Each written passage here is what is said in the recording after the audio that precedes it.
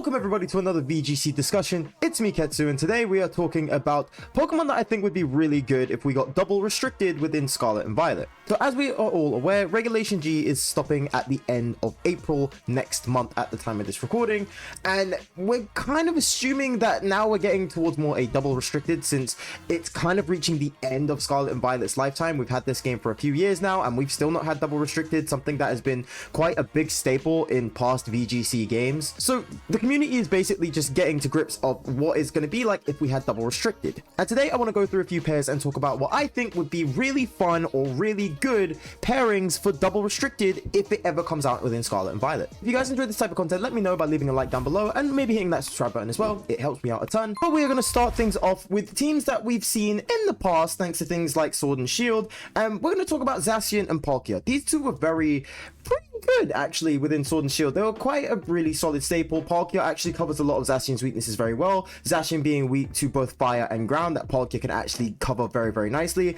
and Palkia only being weak to dragon and fairy are two typings that Zacian can actually deal with really nicely as well. And yes, it has not been a big secret that Zacian has been heavily nerfed and has not been as useful lately, because things like Incineroar just shut down its Intrepid Sword, since now it is only +1 the first time it enters the field instead of every time it enters the field. But this also works well for Palkia as well, because Palkia has a high special attack stat, which means that Intimidate off of Incineroar doesn't really affect it too much, which means you still have this kind of free space for Palkia to get rid of Incineroar, which is again a really nice thing to go for. And now that we've included Terastallization as well, there are more combinations to go for. I personally went with Terra Grass for Zacian if it was going to be the case, because one, you get rid of that ground weakness that Zacian doesn't like to get hit by, and two, yes, you might still be weak to fire, but again, nothing that Palkia cannot handle off you. There are a lot less threats for fire types right now than there are for ground types, in my opinion. Things like Landorus is around everywhere, Groudon might pop up a bit more if we get double restricted, and we've got all these other random factors here that have like really good ground type attacks, so I kind of wanted to go more towards that way rather than focusing on the fire types. Things like Incineroar doesn't always run Flare Blitz, Chiyu is kind of easy to get rid of.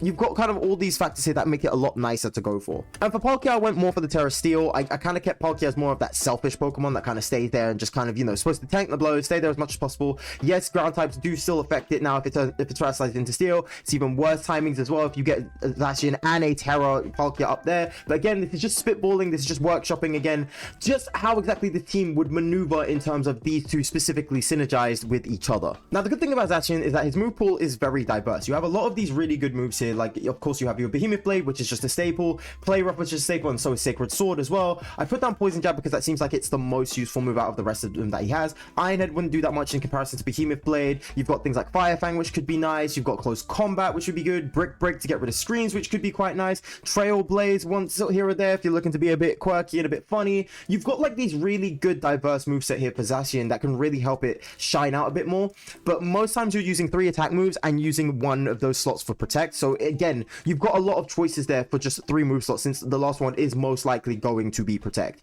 Even if you want to get a little bit of extra damage out there, you've got things like Swords Dance, you've got a lot of, you know, passive moves as well, like Substitute, so you want to protect the Zacian a little bit more. You've got a lot of good ways to make Zacian kind of stay there and stay firm, but also doing a bunch of damage on the side as well. Now, in Palkia's case, the only thing that kind of like halts Palkia is that it doesn't really have that many good water type moves. It's got strong water type moves, don't get me wrong, but it's not got good ones. It does have useful things like Icy Wind, and it's got its signature move Spatial Rend, which has a high crit rate, which is really good, but again, its water type moves are very lackluster. It's got Chilling Water, which doesn't really do much. It's got Hydro Pump, which is really good, but is not as accurate, and then it's got Surf, which again is probably the middle ground, but it hits everyone, including your partner. So that's also a reason why you put Terra Grass onto something like a Zacian, because that way you kind of get a resisted hit. So it's not the best. It is not the best in terms of that. You could even go into Terra Water Palkia and have Terra Blast. We did that a little bit beforehand with something like Landorus Terrian, where he would go into Terra Flying and just go for a Terra Blast, since he didn't have that great of physical attacking flying type moves. So you could maybe go Terra Water Palkia and just go for a Terra Blast. That way you can just kind of hit it out of the gate straight away, but that opens up a bunch of different issues as well. But again, it's very dependent on what your teammates want to do. It's very dependent on what your other allies have as well in the backline. It's very dependent, but just again, kind of a spitball as just to what these two can do on their own. I think these two have really good synergy, not the most perfect synergy, but they have very great synergy in terms of countering each other's weaknesses very well. What makes things even better is that from Sword and Shield till now, we've had the chance to get Palkia Origin, another Pokemon that we have not really seen get used at all within any regulation generation it's been legal for. And again, Palkia Origin, in my opinion, would be a lot better than Palkia in this situation. Palkia does have a little bit more bulk, but this one gets a little bit more speed, which I am very, very happy with. It gets 20 plus extra speed. It takes it from the attack stat, which Palkia is not using anyway. So you've got this really, really blitzing legendary that can kind of go side to side with Zamazenta. It's only 28 points behind, which isn't that bad. And if you go all the way full to a timid nature, you're hitting really high speed. You're hitting 189, which is a really, really high speed stat. It's really good. That's a really good speed stat to have, especially for something like Palkia as well. So again, those icy winds will matter a lot. Spatial Rend will hit. You've got things like Draco Meteor, you've got Hydro Pump, you've got all these really good things that can kind of help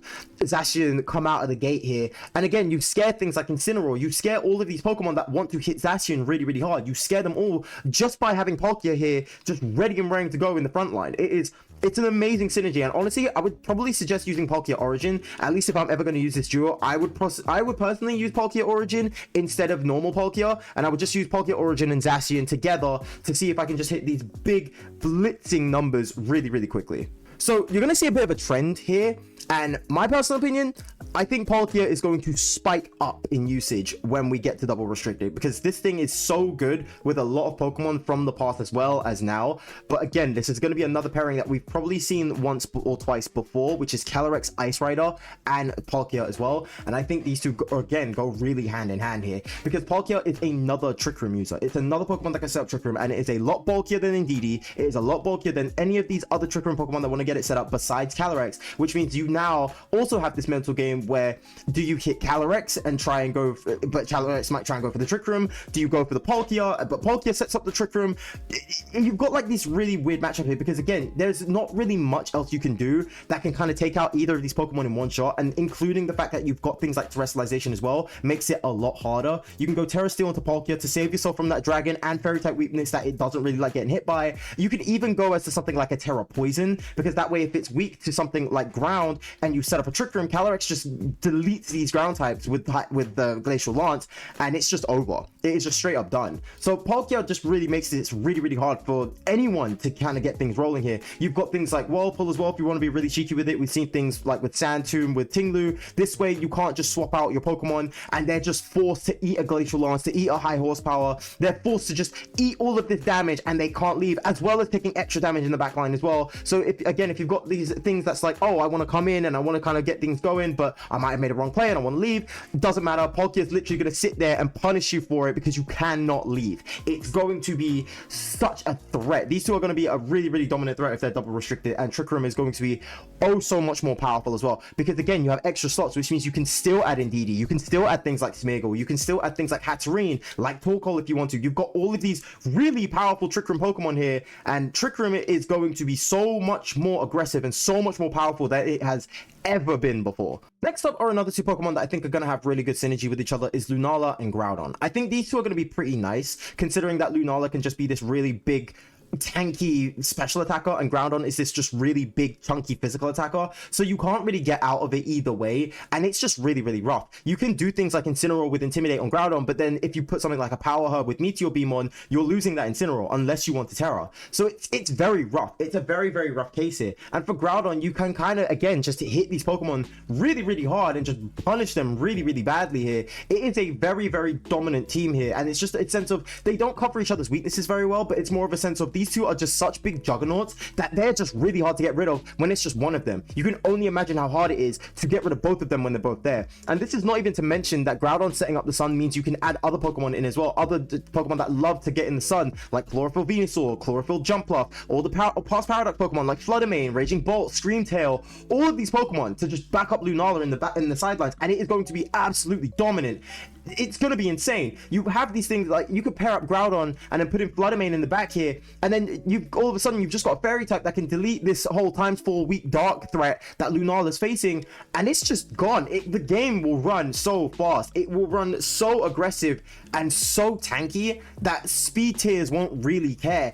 Like, speed tiers won't really matter. All these random things will not matter in front of these two, because they will just be so tanky and so aggressive that they'll just delete most teams and barely go down as it is. And it's going to be even worse if you manage to get other Pokemon that can heal it as well, things like Pollen and Moongus, or even a Sinistcha if you're that brave. There's just so many factors here that you could just really go with these two. But a team that I would really find funny to see would be a Blast from the Past team, which is Koraidon, Koraidon and Groudon, both of them being able to set up Sun, and you just have just a bunch of past Paradox Pokemon just lining up in the back line, and you could just go absolutely ham. Just to have a whole bunch of past Paradox Pokemon in the back line and just get ready to abuse that Sun and go absolutely ballistic. Because again, these two are two restricted Pokemon that can both set up the Sun. We don't have that for Rain. The best we have is still Kyogre, and the best you could do is put in Kyogre and Pelipper, but are you really going to waste a Pelipper slot to get a kind of insurance on Rain? Not really so much, especially when you've got things like Raging Bolt sitting there in the background. So Rain's going to get kind of snuffed out, especially now that we've got two Sunsetters that are restricted. Sun is going to go up, in my opinion. Sun stocks are going to go absolutely sky high with this, and it's going to be absolutely insane. So you do have things like Koraidon here that can run the Clear Amulet. You can also run things like a Choice Band if you really want to. The fact that you can also get access to things like U-Turn as well is absolutely insane to me. You can get things like U-Turn if things don't go right. You can go in, U-Turn them out, and then bring Groudon in to reset the Sun if they're running Kyogre. If they're running something like a Tornadus, you can go U-Turn, snuff them out, bring someone back in, abuse that Sun, and then just swap out that Pokemon again, bring Koraidon or Groudon in, set up the Sun, and you could just keep this rotation going constantly. You can just always keep this rotation going just instantly, constantly. And then yeah, you've got these things like Ice types which can threaten both Koraidon and Groudon, but then you can just go into Terra Fire on either one of them and just absolutely delete them. You also have Water types that also threaten Groudon, but again, you've got Raging Bolt that can just completely snuff them out. You can even add things like Brute Bonnet, which can snuff them out as well. Things like Urshifu, Hate coming up against Floodamain, Hate coming up against Streamtail. You've got all of these factors here to cover Groudon very, very nicely here. You do have this fairy weakness as well on Koraidon, but again, Terra Fire can clear that quite nicely. This is just like kind of, again, a workshop on these past Paradox forms. I'm pretty sure someone will get something better lined up here but past these four, but these are just the first four that I thought of in terms of who can actually abuse the Sun very well, because you've got Floodamain that can abuse the speed, maybe put on something like a Choice Specs. You've got Raging Bolt here, which abuses the special attack stat. Having maybe something like an Assault Vest instead of Groudon would be quite nice, or even Leftovers would be really good, just having this big brute force of nature that just hits really hard and keeps replenishing health over time. You've got Screentail boosting up the speed, just making sure that it can just keep hitting Encores and Disables and all these other things that just completely disrupt the game. Brute Bonnet abuses the attack stat here, which again is just absolutely insane here. You have all of these factors that just really make these past Paradox Pokemon shine, and the fact that you have two restricted Sunsetters means that this is going to go absolutely insane. Next up is another pairing that I thought would also be really, really good together, and that is the pairing of Terapagos and Shadow Rider Calyrex. I honestly think these two are going to be absolutely insane, and if I'm going to be quite honest with you, I'm probably going to use these two the most in double restricted. This is personally going to be my two, because I think these two together are going to be absolutely insane. So the way that this is going to go is that Terapagos, in my opinion, would probably run something like a Choice Specs. You can run a Leftovers set. You can even run a Life Orb set if you really, really want to. And then you've got all these nice moves to kind of go through here. You've got Terrastal, Summon, Earth Power, which are the main ones to go for here. And in case you've got this, you know, ×4 weak Dark type that Calyrex doesn't want to get hit by, you've got Aura Sphere to protect it. You've got Bug Buzz to protect it as well. You've got these factors here to kind of help against, you know, keeping Calyrex safe as well, which is quite nice. And even for Calyrex's side, you could run a Focus Sash to keep it safe. You could run all these like nice little factors here to keep it safe. And then you've got things like Astral Barrage, you've got the Draining Kiss, which we're used to as well, which keeps itself safe against dark types. You've got Psychic, which is fine, but you also have Pollen Puff. Now this is where things get really, really intense, because you have things like Pollen Puff, which obviously heals your ally. So Shadow Rider Calyrex going for a Pollen Puff onto Terapagos means that it can keep replenishing its Terra Shell a lot better, because most times Pollen Puff goes on really slow Pokemon, or Pokemon that you don't really see. The biggest one is Amoonguss, but most likely 9 times out of 10 it's not really that good with Terapagos. It's more so in a sense of it just keeps Terapagos healthy. But if you keep it online and you use this to make sure that Terapagos kind of stays active all the time, its Terra Shell will keep replenishing, which means every single time it goes back to full HP thanks to Pollen Puff, next hit it takes will always get resisted. And then you just do that same process over and over and over again, while Terapagos is just, it can either pop the Terra, go Terra Stella and hit Terra Starstorm with Choice Specs, or it can just keep hitting everybody it wants to until Calyrex disappears. But even then, you can just add in other Pokemon as well. Things like Indeedee with Follow Me, things like Ogerpon with Follow Me. You've got things like Amoonguss again, which could also run Pollen Puff, as well as Rage Powder. You've got all of these random Pokemon here that can just kind of divert attention outside of Calyrex, which is one of the fastest Pokemon in the format, and two, has a move that just replenishes Terapagos really, really high. So you either focus on Terapagos, which can just do a lot of damage, and you can clear Terapagos, but then that also leaves Calyrex out in the open as well. And not to mention that you've got things like Psychic and you've got things like Draining Kiss, which hits the only thing Terapagos is weak to, which is fighting. It is such a perfect synergy. It is absolutely it's honestly insane. Even if that's a sense where you want Calyrex to be a bit more of a supportive role, where you just want him to have Astral Barrage and maybe one or two things to kind of disrupt. It's got things like Disable to get rid of things like Wide Guard off of Zamazenta. It's got things like Encore to say if your opponent wants to see what you're locked into on Choice Spec Serapagos, you can just Encore on their Protect. You've got all of these amazing factors here. You've got Haze to kind of shut everything down. Again, you just have all of these amazing factors. Heal Pulse, Helping Hand. It's absolutely insane here. It's beyond me how this whole thing can work with these two, and it is so amazing how these two can just work so perfectly together. Now, another duo that I think would work very well here, and again, this is just me spitballing here, is Miraidon and Zamazenta. Again, this is just going to be like a really fun team here, but the main thing that I kind of thought as for this is when you're in a mirror matchup and you've got their Miraidon going Terra Fairy hitting Dazzling Gleam, but you also have your own. You have a Wide Guard user there that can kind of protect everything, can kind of make everything safe. And again, it's something that can tank a Dazzling Gleam. Even if you choose to not hit Wide Guard, it can still hit you hard with Heavy Slam. It can still hit you hard with Behemoth Bash. It's got all of these like nice little factors here that just kind of force it to basically do what you want. And again, you could just sit there and be like, right, I need to clear this Miraidon because it's really fast and it's going to really put me in trouble. But then you're not focusing on this juggernaut of a Zamazenta that's just like, well, I can just kind of go crazy here. I can just kind of go crazy, go for these body presses, go for these heavy slams, and just kind of like run away with it on the slow pace game if I really want to run slow pace. Not to mention that if you have something like an Iron Hands in the back line, it will benefit as well from getting this extra little boost from Quirk Drive since you're running Miraidon. You've got all of these really cool factors here that can really just blow your team out of the water here. So it's a really good case of literally a sword and a shield.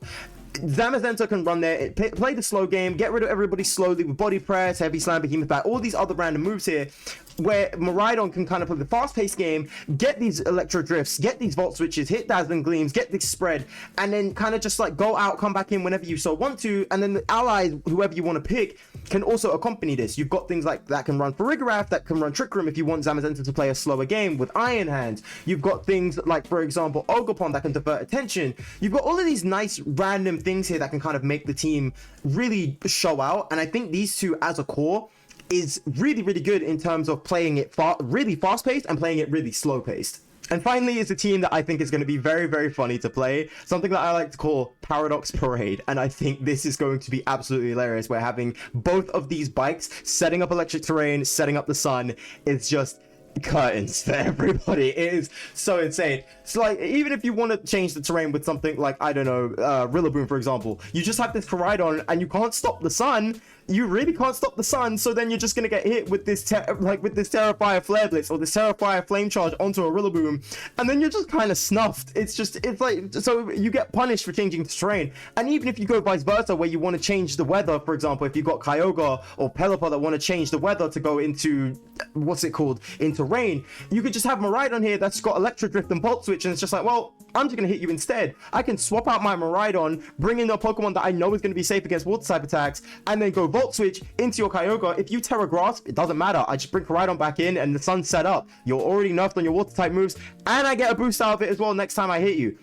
It's really curtains for the rest. It's curtains for the lot of them. Like, it is absolutely insane. Not to mention you've got every Paradox Pokemon to help you on the side here. You've got your Fluttermane that can get speed boosted, your Iron Hands that can get attack boosted. You could even run Iron Moth, since both of these guys are weak to Fairy. You've got Iron Moth that is quad resistant to Fairy.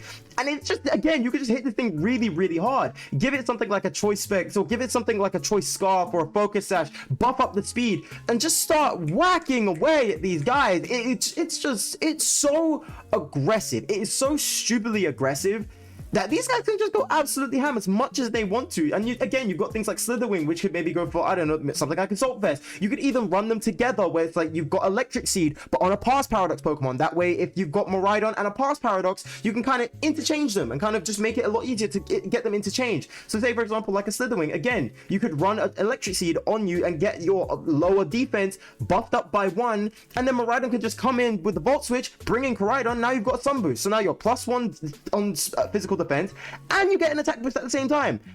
It really does help. It really does help, and I would really love to see kind of a Paradox Parade kind of team rolling here. And again, something I would have so much fun using this team, and I think this team would be absolutely amazing. It would be so much fun to do, to kind of interchange Past Paradox Pokemon, to interchange Future Paradox Pokemon, and just see who exactly coincides with who. And it would be so much fun. If you guys have made it to the end of this video, let me know by dropping a comment as to who you would want to use as your restricted duo when we get double restricted in Scarlet and Violet. But thank you guys so much for watching, and I will see you all in the next video. Okay, bye.